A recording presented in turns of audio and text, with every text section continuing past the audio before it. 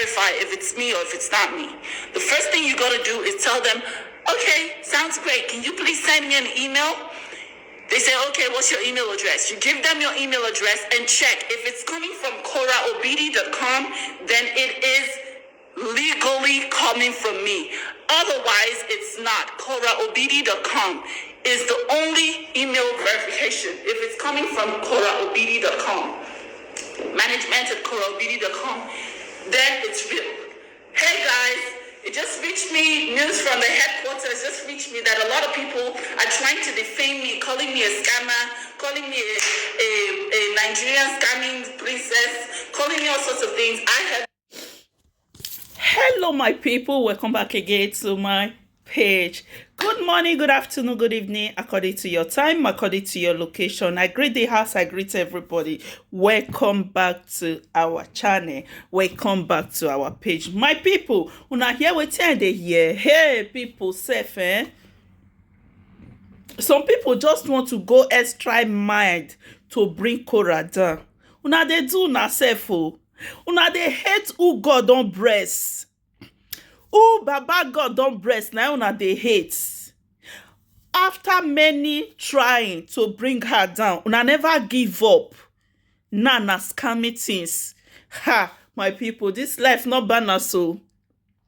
E not balance at all. Why will people use her name to scam somebody? Why with our people or whosoever that they use their Korra name to the scam people, which is very bad. It's not good now, my people. Why una they do like that? Why una they try to bring Korra down? Una don't try for how many months, going to 1 year now. It not work for now. Why not give up and accept her the way she is? Why una they try to spoil that her name? Upon all the old trying, one na they try, now they push, but she still they exist. Why na not give up? Hello my people, welcome back again to my page. Good morning, good afternoon, good evening, according to your time, according to your location. I greet the house, I greet everybody. Welcome back to Sharon Gist TV. My people, where we for they get the ogbonge news, any news when they Friday pass with a cash up. My people, if today now your first time when you they come across our page or our channel and you never subscribe to this page, you never subscribe to this channel, or you never follow the page, please do get your sister a favor by dropping down your amazing subscribers on your notification bell in case whenever we drop any video, you now receive our video. God bless you all. My people, today when we carry on today now about Korra Obidi, where people for the accuser of scamming. Korra, people they bless her with star. Una say na scam me. Anything at all. She not the force. She not force anybody to bless her. You see, Korra, for waiting we see on social media, Korra don't pass through a lot.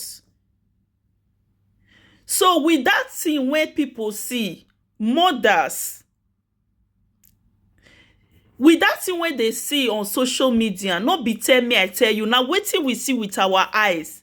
Korra never come out to say it. Now her ex-husband I carry Korra come out, which we see everything. We see when Korra born, we see everything, the action, everything. So people they breast Korra today. People no one make she feel bad, make she they think. Now make they breast her. One account they accuse her of scamming. Okay, if not somebody they use Korra name, they scam people. Stay away. Not they use Korra name, they scam people again. It not good, my people. It not good. More than not use Korra. Una they try, no say, una they try to spoil the girl name. Una they try to tarnish the girl image. Waiting she don't try to build for years. Not be today Korra enter social media. If una no know, not be when she born her pikin she enter social media. I know say now when she born her pikin, now most people know her. But not be then Korra enter social media. Korra don't dey social media since. So if God they bless her, make una appreciate her. Make una not try. Make una not dey jealous her. Make una not jealous this girl. Make una appreciate her the way she is. If people they try to bless her, people they give her star, people they buy things for her, appreciate her. Now grace. You know, they say if grace of God they upon somebody head, no matter how or no matter what people try to do against that person, you know, they work. Now wetin dey happen to Korra? So grace of God is upon her health, so make una leave Korra alone. Make una let her enjoy the grace when God don take bless her. Make una still play for una own grace. You know, this life when jealousy too much and God no dey bless person, so we should stop jealousy. Make we stop to dey jealous. And my people, make we listen to Korra video. Never, and I will never in my life ask you for your account number, ask you for your social security number, ask you for anything. Never in my life will I scam you.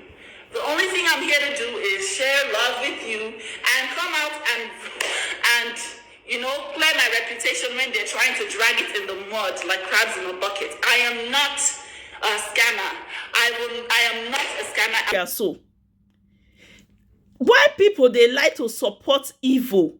Now wetin dey go on for Nigeria? Imagine election when they don't vote for how many days now, result no gree come out because INEC they try to do wayo.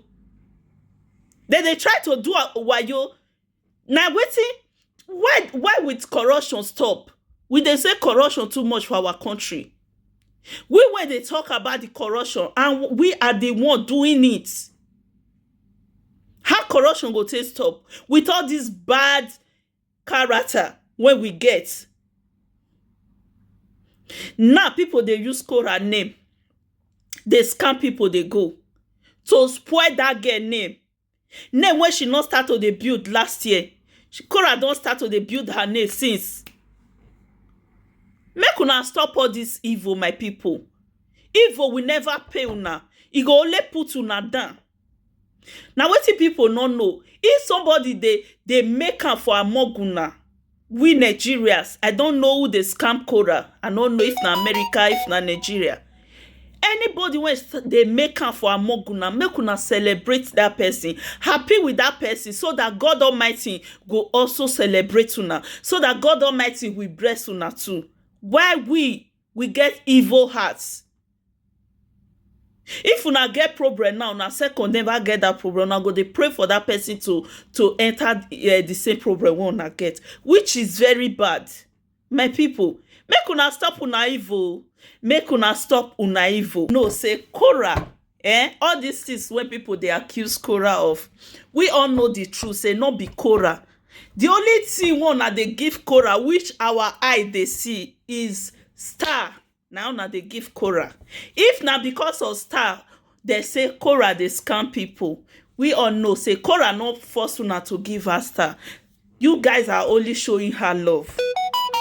So other things we know say they are lying. They are trying to spoil the girl name.